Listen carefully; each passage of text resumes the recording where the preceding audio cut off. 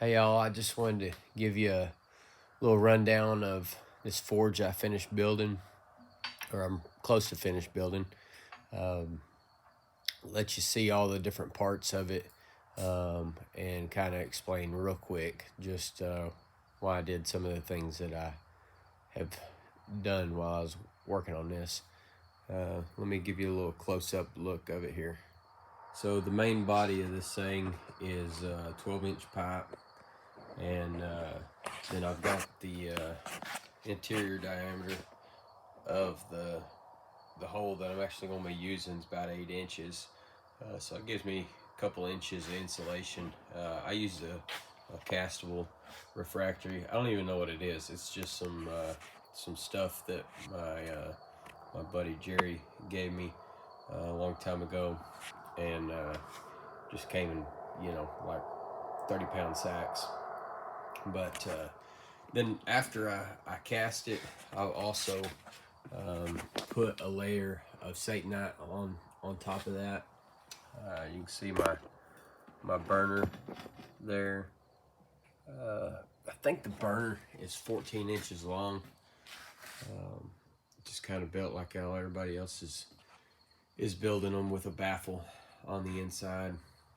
I put doors on it, try to hold some of that heat in. I could have put just a back in it, but for longer stuff, I want to be able to close off the back. So anyway, on this front door, I gave me a little place to be able to stick my handle. The way I do Damascus, I always have a handle welded on the end, so that way I can keep my, sorry about the camera there, keep my work in there and my handle out, and then I'll just open up the door. And the way I'm going to do that, which I haven't done yet, is I'm going to weld just a little nipple, like a piece of 1-inch pipe right here, and then I'll have these hooks that I can either leave in there or take out, but they'll just kind of hang there, and then I can open up the door. So that's that, and one more little thing is all I got left to do.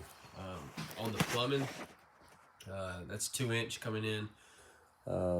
Then I got a 1/2-inch line coming in and teeing in, and I weld this little threadlet in the side of that 2-inch nipple there, and there's a 3/16 hole drilled into that 2-inch nipple that gas gets fed into.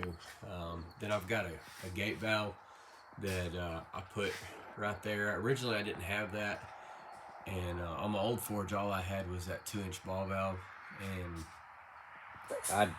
I didn't always like the control of it. You kind of had to bump it with your hand. So I was like, I'm gonna put a gate valve in there, and that'll give me some a little finer control. So I guess the other thing is that I run this whole thing off the shop vac.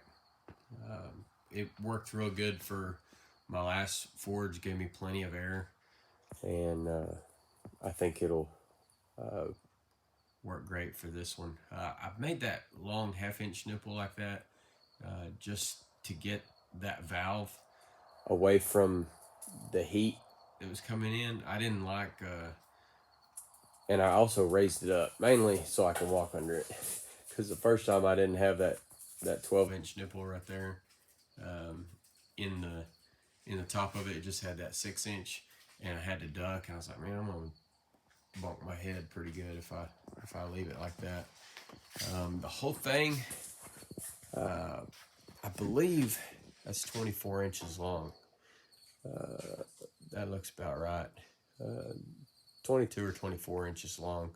Wanted plenty of room in there, and I think that with those doors that I'll be able to keep the heat in real well. The only thing that I haven't done besides put those little nipples on those doors is I think that I need some support on that 1/2-inch pipe.